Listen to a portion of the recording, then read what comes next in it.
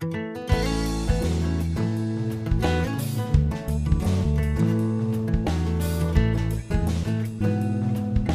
everyone, it's Aunt Fernita. Today's story is called When the Crocodiles Missed Dinner. The memory verse is from Psalm 150, verse 6. It says, "Let everything that has breath praise the Lord."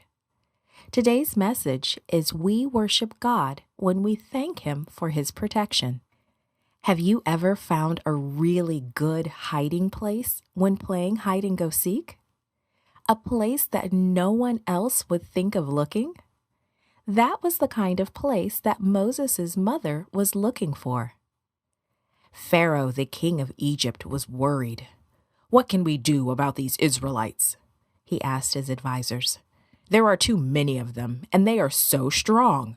They might even try to join with our enemies if there's a war and fight against us." It was finally agreed that Pharaoh should give an order. All Israelite baby boys should be killed. Jochebed and Amram were frightened. They did not want their baby to die, so they decided to hide him. For 3 months, they managed to hide baby Moses at home, but soon he began to make too much noise. Jochebed was afraid that the soldiers would find him. "We'll put Moses in the river," said Jochebed. "We'll put him in a basket covered with tar so that it will float. I will watch nearby and make sure nothing happens to the basket," Miriam, Moses' big sister, may have said. Jochebed carried her son to the river in his basket.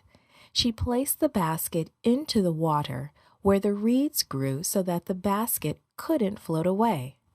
Miriam watched the little basket to be sure her brother was safe inside, and Jochebed prayed that God would protect Moses. When Pharaoh's daughter came to the river to bathe, she saw the basket.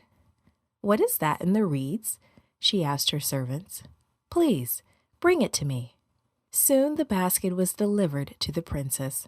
She lifted the lid and looked inside, and baby Moses began to cry. The princess smiled and said, "This is one of the Hebrew babies. I will not let him die like the rest. I will keep him and bring him up as my own son." Miriam heard. She hurried to the princess and asked, "Would you like me to find a Hebrew woman to take care of him for you?" "Yes, please. That would be good," said the princess. Miriam ran quickly and got her mother. When Jochebed arrived, the princess smiled. "Please, take this child and take care of him for me," she said. "I will pay you well, and I will send for him when he is older." Jochebed was so happy. They could keep their baby, and they would even be paid for taking care of him. "This is a miracle," declared Amram. "God must have a plan for this baby." "Yes," Jochebed replied. "We will teach him everything we know about the God of heaven. He must know all about God before he goes to live with the princess."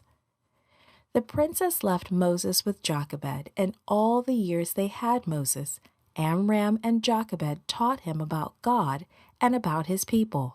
But the day came when Moses had to move to the palace. Moses learned many things there, but he never forgot God. When Moses was 40 years old, he saw an Egyptian beating an Israelite. He became so angry that he killed the Egyptian. The next day, Moses saw 2 Israelites fighting. He stepped between them and told them to stop. They turned to him and asked, "Will you kill us too?" Moses became frightened. He had done a terrible thing by killing the Egyptian, and Pharaoh might have him put to death because of it. So Moses ran away to the land of Midian. God was still with him and protected him. God had a special work for Moses to do. Time in the wilderness of Midian would help prepare Moses for that work. God watches over you too. Do you think He might have a plan for your life? Created and produced by Falvo Fowler. This podcast is read by Franita Buddy Fullwood for Gracelink.net. Animation and artwork by Giogo Godoy. Audio is post-produced by Faith Toe at Studio El Piso in Singapore. The theme music is by Clayton Kinney. The audio engineer was Maurice Bailey.